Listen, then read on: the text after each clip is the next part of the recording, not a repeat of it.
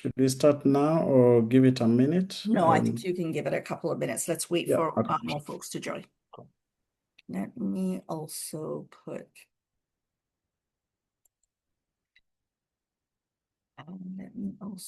Nicholas right now.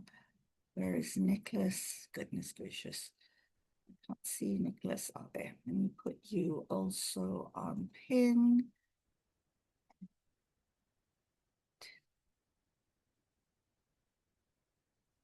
Thanks everyone for joining. We are just waiting for a minute. As people continue to join, then we start.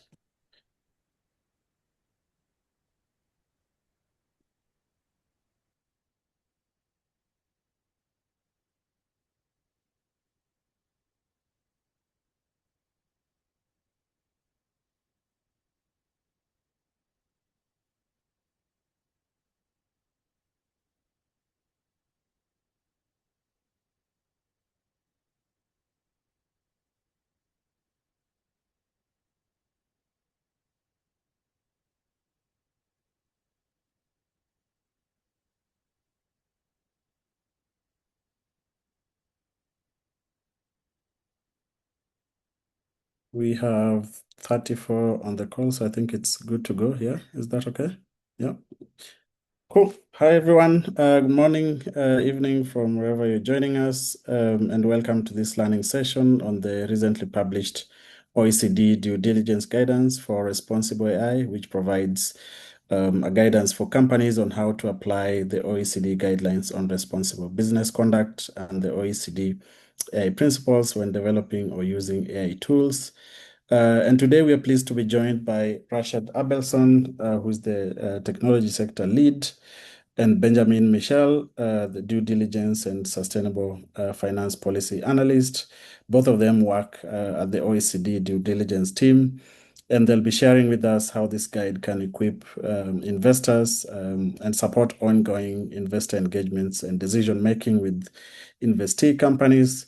So thank you so much, Rashad and Benjamin, for creating time to be with us and sharing insights with this group and the important work that they're doing.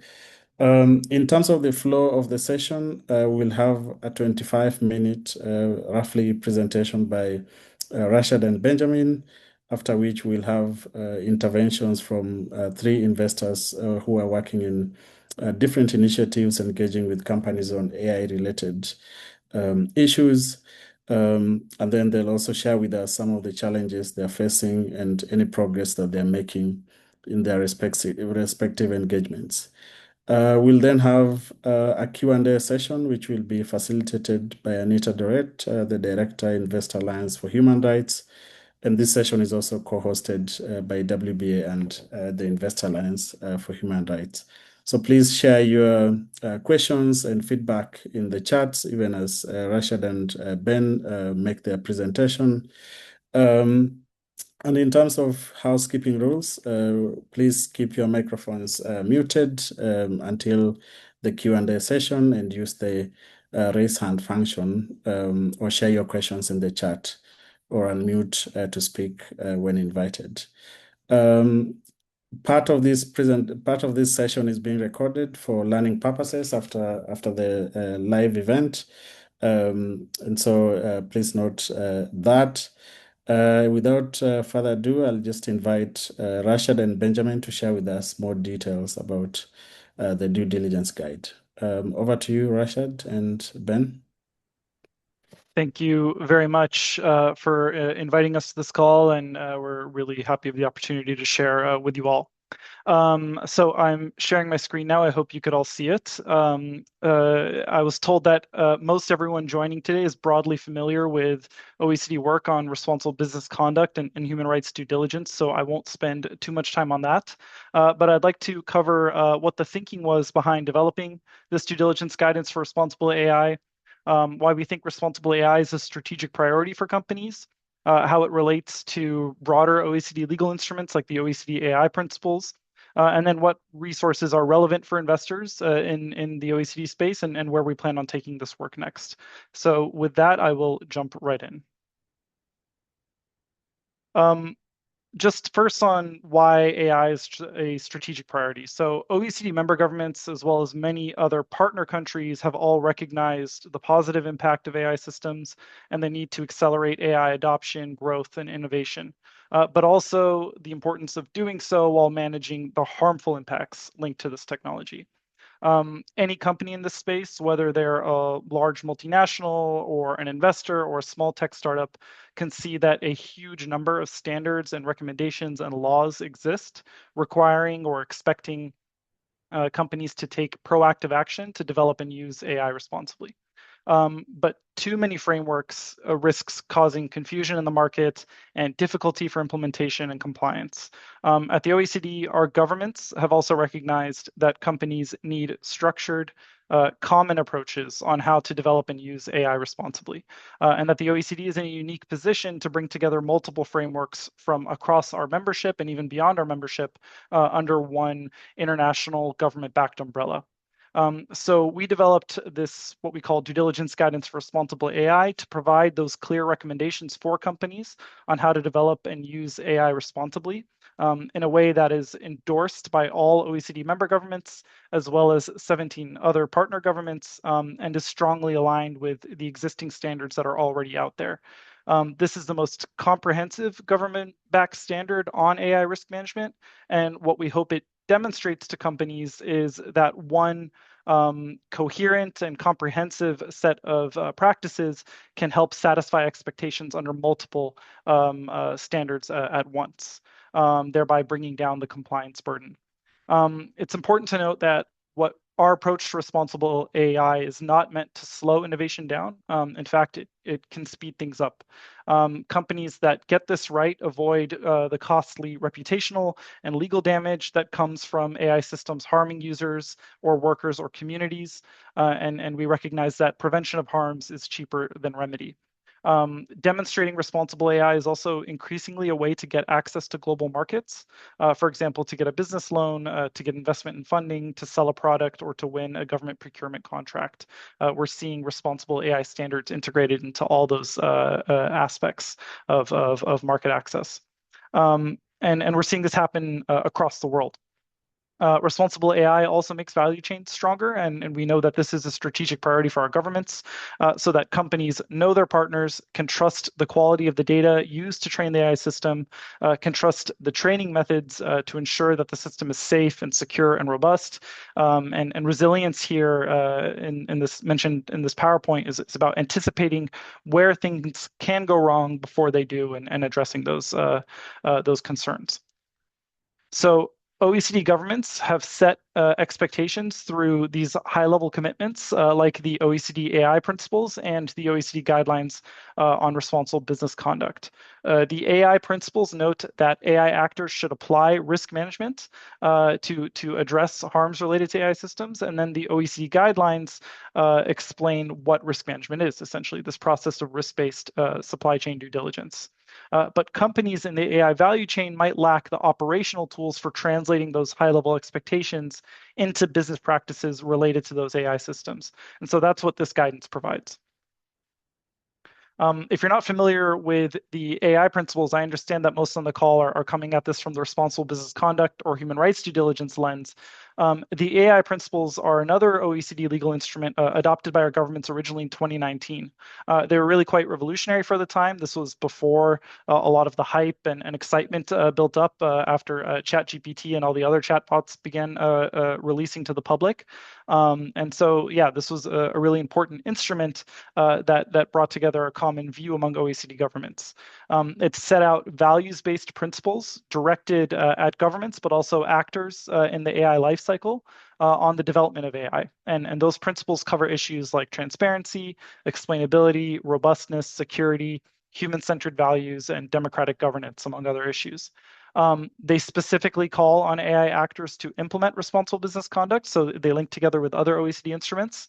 And they are widely referred to by most of the leading AI development companies. And critically, this recommendation sets out the agreed upon definition the government-backed definition of what an AI system is, which is currently reflected in the EU AI Act, as well as a number of other voluntary frameworks and pieces of legislation that are currently developing. So, for example, the US AI Risk Management Framework, which is a voluntary framework, also refers to this definition of AI systems. That common understanding of what we're referring to here is really critical to help reduce burdens and increase access to global markets. So obviously, we're not the only ones with an AI risk management framework. In the last few years, we've seen a huge proliferation of national and international and regional and industry-led initiatives and voluntary standards on this topic. So these AI laws and voluntary standards vary in scope and in their specific requirements. A lot of them tell companies to do more or less the same thing, but they describe it in different ways. So rather than developing a new framework with the OECD logo on it, we wanted to make sure that this guidance responds to practical needs from companies and policymakers. And what we heard consistently is that they needed help navigating this responsible AI landscape.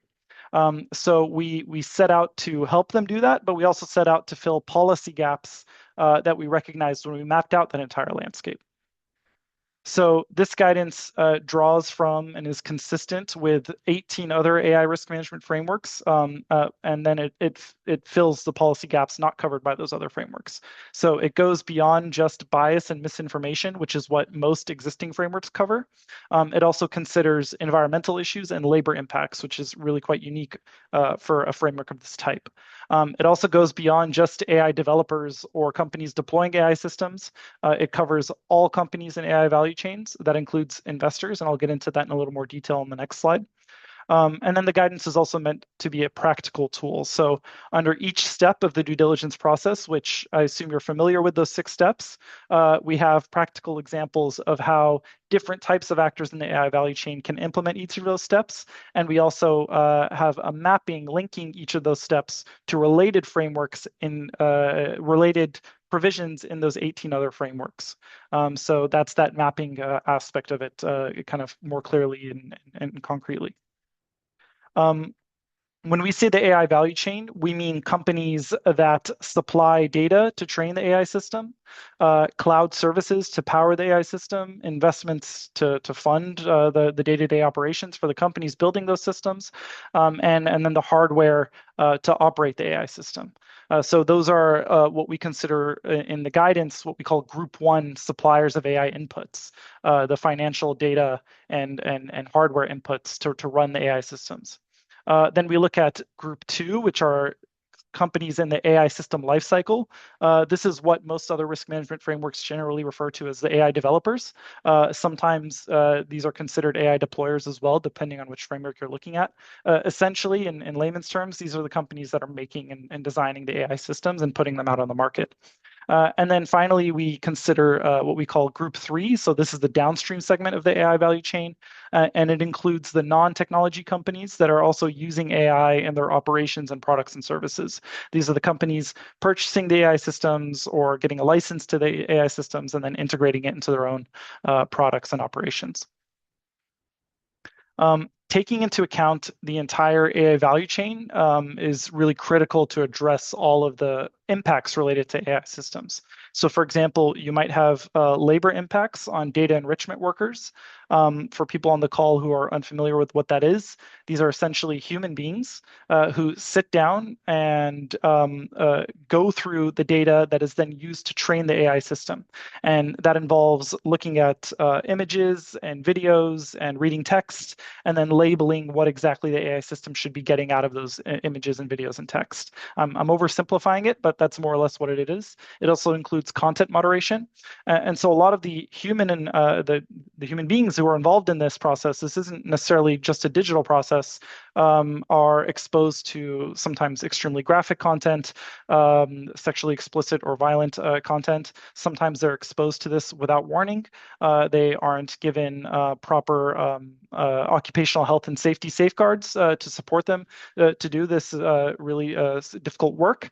And in some cases, they are paid less than minimum wage or less than a living wage in the jurisdictions where they operate from. So you have these significant labor impacts that are before the stage of AI development that are not captured by existing risk management frameworks. You have privacy impacts linked to how data is gathered. You also have intellectual property risks linked to that data gathering as well. And like I said, all of this takes place before the point of AI development.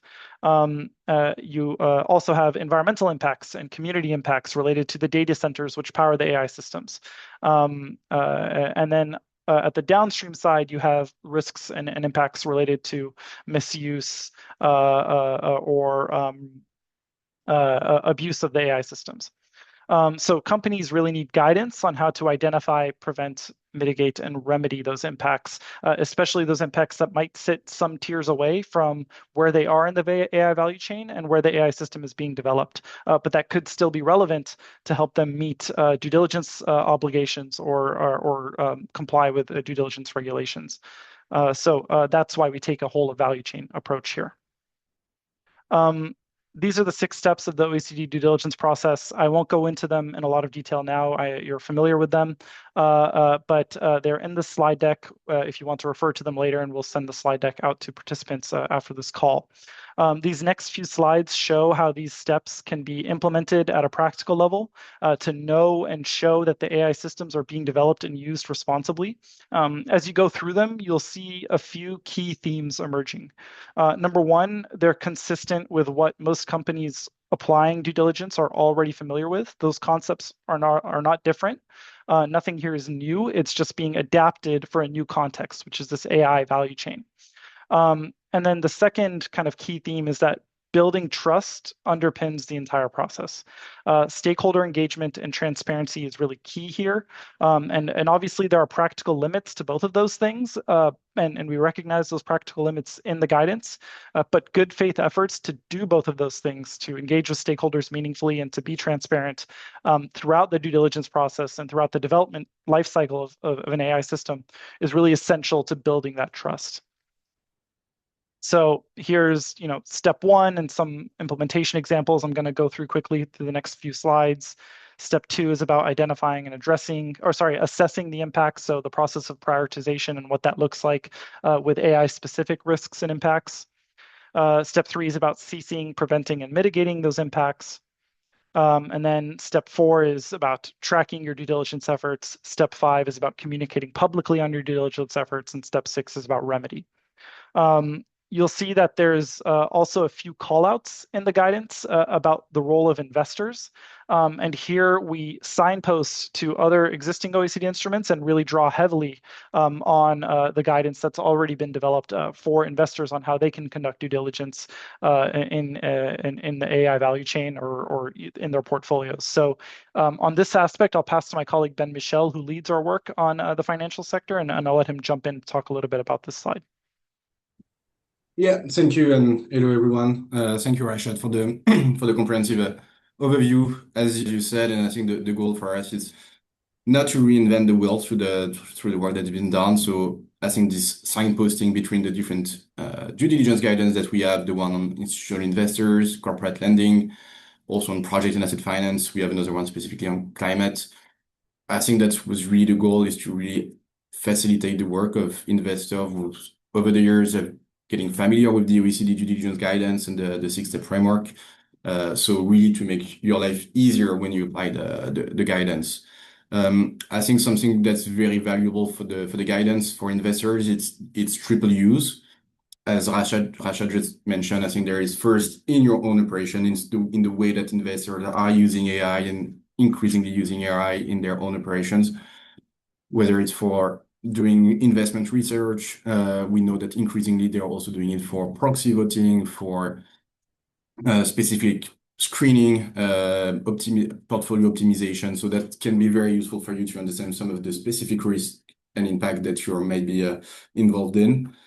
The second aspect that's really important for us is how you are going to use it, and that's exactly the slide, like how you're going to use it in your investment decision, in doing your due diligence within your investee companies and the assets, different assets that you're have in your portfolio. Here again, like it's really signposting and understanding how you can use your leverage by engaging with your invested companies, what type of information you can ask about the impact and the different remediation or prevention measures that they're put in place. Stakeholder engagement, as Rashad mentioned, trust is really important. What type of stakeholders you can engage, what type of information, how to triangulate the information that you need to acquire to understand the risk of your potential investments. So that's really the second step, is really like applying the guidance as an investor in your typical ESG due diligence. And finally, I think that's again something that's really interesting is that there is a triple use. It's also for you to promote this guidance to your invested companies. There is really an opportunity here to make sure that the frameworks become something that's a benchmark that you can refer to, and when you are engaging with real economy companies, with AI developers, we need to make sure that they understand what are the baseline expectations that's been adopted and backed by a number of governments, by 52 governments, to make sure that there is almost a level playing field around like the expectations across the industry. So I'll stop here. Happy to also answer questions, but I'll hand over again to Rashad. Thank you. Sorry, just trying to find my unmute button. Thank you, Ben, very much. And just to complement what Ben said and to speak a little bit about my personal experience engaging with companies in the AI value chain as we were developing this guidance, there were two really interesting points that came out with regards to investors. Number one, oftentimes investors have more leverage to promote responsible business conduct than individuals inside the company. Investors are often meeting with C-suite individuals, tone from the top to get the resources necessary to implement responsible business conduct is really essential here. And the external investors often have that leverage and have that engagement with the top that the individual practitioners within the company often lack.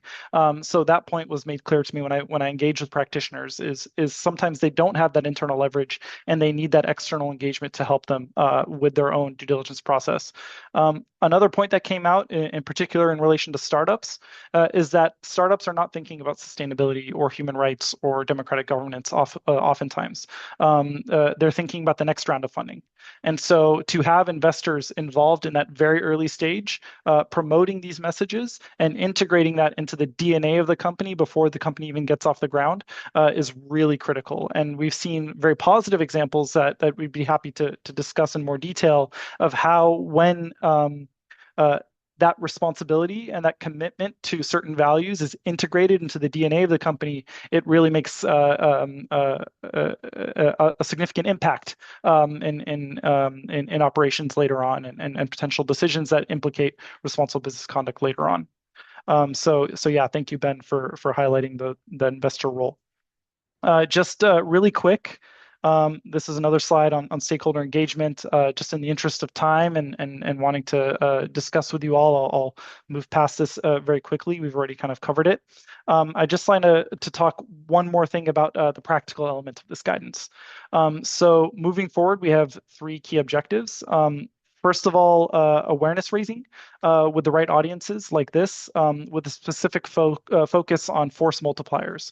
So who are those force multipliers within the companies that we can engage with, or sorry, within value chains that we can engage with, whether they be investors or hardware manufacturers or governments, regulators, standard setters, coalitions, certification schemes. We're interested in engaging more strongly with those audiences. Second is deepening the research to create even more practical reference points for companies and for investors. So where can we look deeper into, for example, best practices for mitigating environmental impacts or human rights impacts or labor impacts. And then third is convening the right stakeholders to promote interoperability and alignment towards a common standard for responsible AI and trustworthy AI, which should help reduce burdens on practitioners and lead to positive outcomes. And then one final point that I want to touch on, which is on the slide, is a tool we're developing.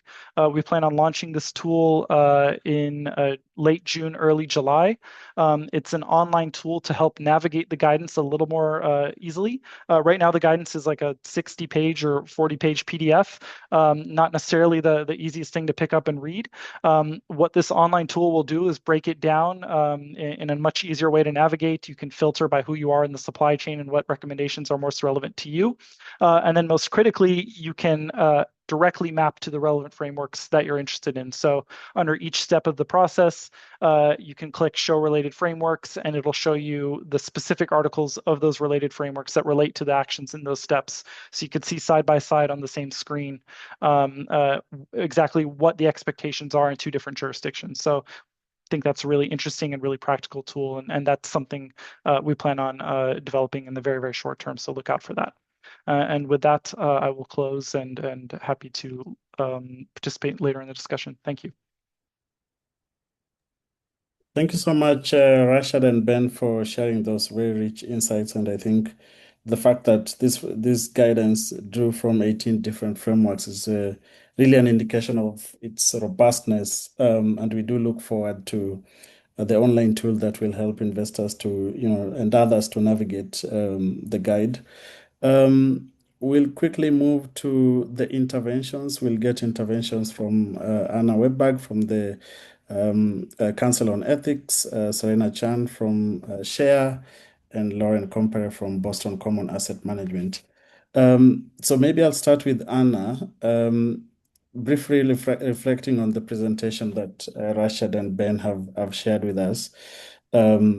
If you could tell us how you think this guide will be helpful to investors, and also share with us some of the, your approaches to engagements on AI-related risks. I know you've done a lot of work with the big tech, companies, some challenges and any progress that you've made so far. So over to you, Anna. Maybe if you could capture that in 5 minutes, that would be great. Yeah, thanks. And thanks so much for having me. I'm with the Council on Ethics for the Swedish National Pension Fund. So that's AP2, 3, and 4 in Sweden. And we coordinate an investor collaboration, a group of investors, some 35 investors that are focusing on online tech providers and platform providers and sort of how they manage their human rights risks and risks of negative impacts on users and more broadly on society as well. So within this big tech and human rights investor initiative, what we try to do is actually look more specifically at how these companies have built their business models and their product design and what that means for human rights downstream. And we don't focus exclusively on AI, but of course that's a really important part of it. It comes through in a number of different dimensions. Rashad, you mentioned some of them earlier. So for example, through bias and misinformation are maybe the strongest ones. We can see that both in terms of how the companies develop those platforms, how they develop and design their products, but also in terms of the content that's out there once you let these platforms sort of loose to users, and how do you then manage AI generated content, for example, on those platforms. And what we're seeing is that these risks materialize in different ways for different groups.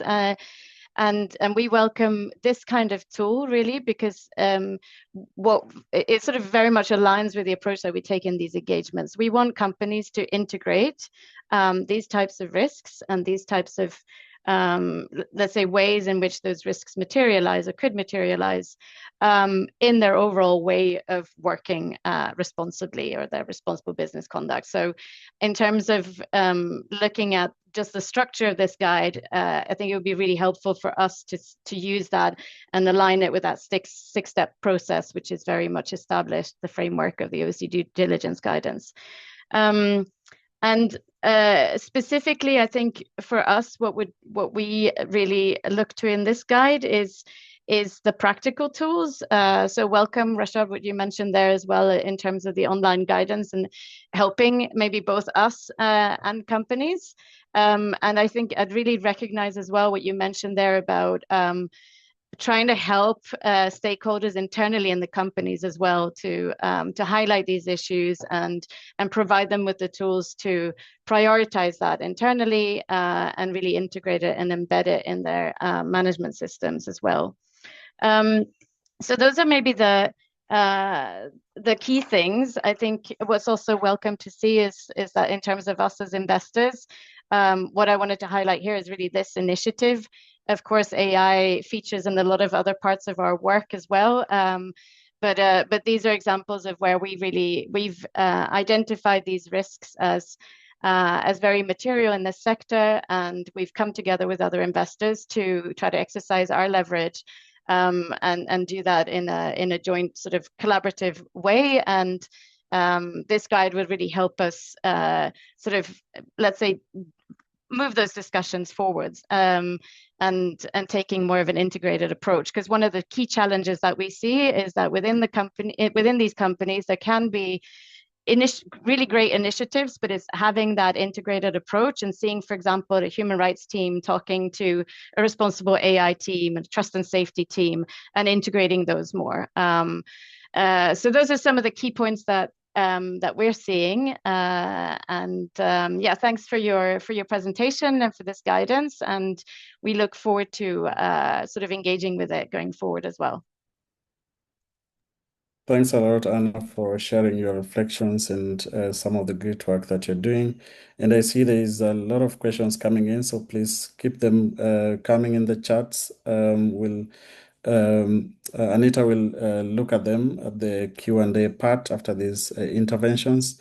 Serena, reflecting on the presentation that has been shared, how do you implement this in your engagement efforts, and what are you currently working on, and what's the progress in terms of engagement so far? Yeah, sure. Thanks, Nicholas, for your questions, and thanks for having me on the call. Nice to see everyone. Also, thank you for the insightful presentation. I'm Serena Chen. I work as chair. I'm the shareholder advocacy specialist. So maybe how I would frame it is that I can provide an engagement background first, and then talk about the challenge and the progress we are seeing, and then touch on how the guidance could be helpful for our work. So at Share, we engage companies within the technology and healthcare sectors on a topic of responsible AI. And we also participate in collaborative engagement such as the CIC for Ethical AI and the Ranking Digital Rights Index engagement, which is led by the Investor Alliance for Human Rights. So in terms of our AI strategies, our engagement focus really on 4 key areas, which include the AI governance and board oversights, the AI-related risk management processes, the standard alignment and compliance, as well as the transparency and disclosure. So in terms of the broad challenge that we are seeing is that oftentimes companies failed to see the linkage between AI and human rights. They really consider them as separate items rather than interconnected issues. So some companies that we engage do not necessarily understand or see the company AI use cases contributing to adverse human rights impacts. And that is the first challenge we're seeing. And then for the second challenge we're seeing is on the vendor governance part. So particularly for deployers, so there are companies telling us candidly that they are still in the very early stage of the AI vendor governance. And in the meantime, while we have internal discussion with some companies that have included AI language in their supplier contracts, this information is generally not publicly disclosed. And in general, investors are often unclear about the expectation, the guardrail, and implementation process related to the AI governance, AI vendor governance due to the lack of disclosure.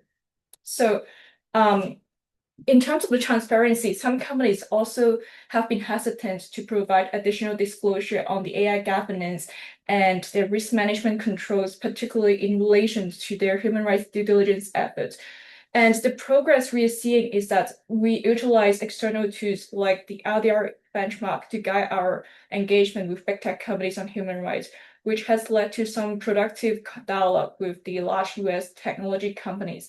And within these dialogues with the company, what we are seeing is that the education on the connection between human rights and the AI has played a really critical part. Like once the company and the industry understand or made aware of the connection between them. We can see that more and more companies are amending their human rights policies and supply code of conduct to cover AI-related risk and providing further transparency to investors into these material issues.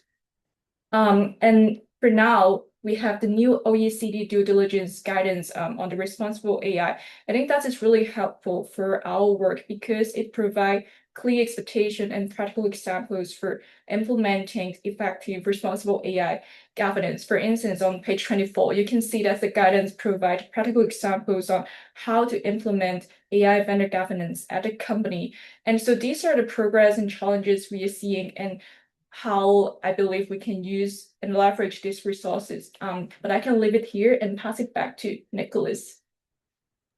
Thanks a lot, Serena, for sharing, your experience engaging with companies, and I think also you reflecting that this guide will be, important in terms of addressing some of the challenges that you've highlighted around disclosures and, companies not seeing how their AI systems affect human rights. Moving on to Lauren from Boston Common Asset Management. Lauren, similar to the previous speakers, how do you see this guide supporting your engagements with companies, and what's the progress so far with the Kick for Ethical AI engagements? Great. And Nicholas actually helps organize us. He's the WBA ethical AI lead. I think what's really important is to highlight that this initiative actually, I think, is one of the most mature, the WBA ethical AI initiative. It really also is based on a benchmark looking at a whole range of ethical AI criteria. But I think it also highlights the challenge. So I sit on the steering committee, and I also have been engaging companies really across the globe that are part of the index, from Asian companies, European companies, US companies. And what's striking, I think, in the last progress report was that 77 out of the 200 had some sort of ethical AI policy that was against the baseline of 2022. 19% of the companies committed to some sort of international AI framework, and 41 companies out of that 200 started to make reference to human rights. But what I think is, and so that's progress over a number of years, and some of it directly linked to the collaborative engagements. I think there's over 60 investors right now with 11 trillion in AUM that have engaged over 75 companies over that time frame. And we've evolved our expectations really to focus beyond sort of just adopting an ethical AI policy to actually really digging into what good governance looks like, how are they implementing, and then also how are they integrating human rights impact assessment and due diligence as part of that process of a responsible AI framework. And that's where I think highlights the big gap right now. If I look at the progress report, Nicholas, that we just issued right in December, only 10% explain their international AI governance mechanisms. And I think that's really telling of where we are sort of as a global industry, as a group of investors. And not one company showed proof of conducting comprehensive human rights due diligence and impact assessment. Well, there's good examples of specific, impact assessment and due diligence processes. It's not comprehensively implemented. Okay, so let's look at both progress and limitations and what I think is really important and what links to the OECD guidance right now. So our focus really has been, as a group of investors, really focused on what does robust governance and oversight look like across the life cycle, moving from policy to practice. So a lot of our efforts have really been focused on demonstrating process implementation and effectiveness. For example, some of the conversations we've been having of what's needed and what could be linked to the OECD due diligence guidance here is that we really want to see qualitative and quantitative how does safeguard implementation effectiveness look like? What are there good examples in terms of effective implementation, both qualitative and quantitative. And even the most advanced companies, I would say, in terms of developers and deployers, haven't really demonstrated that comprehensively. And then the most important and critical thing, I think, is the OECD guidance is embedded in responsible business conduct and UNGPs.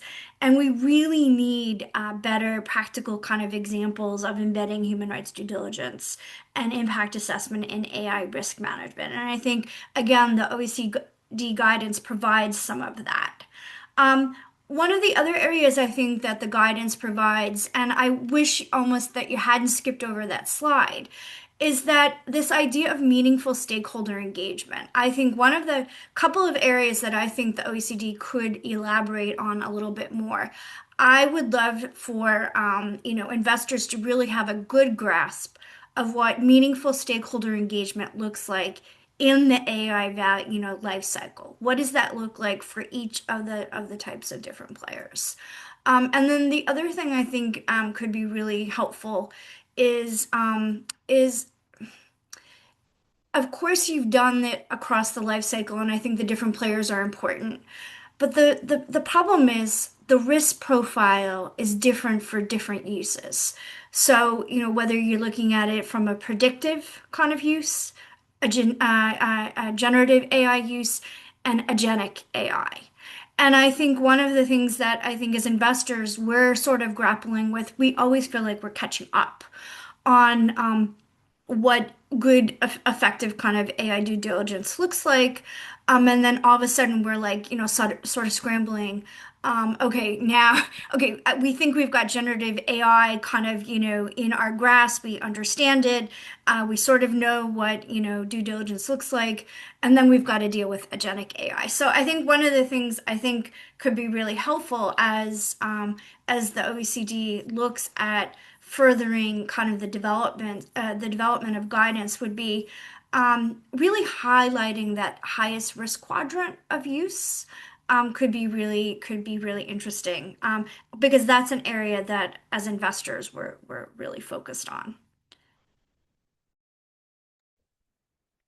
Thanks a lot, Lauren, for sharing, quite a lot of feedback for the OECD team, and I think Rashad and Mikhail, maybe you can also reflect on that during the Q&A part. Thank you so much, Anna, Serena, and Lauren, for those reflections. I'll now hand it over to Anita Doret to facilitate the Q&A part of this session. Anita? Great. No,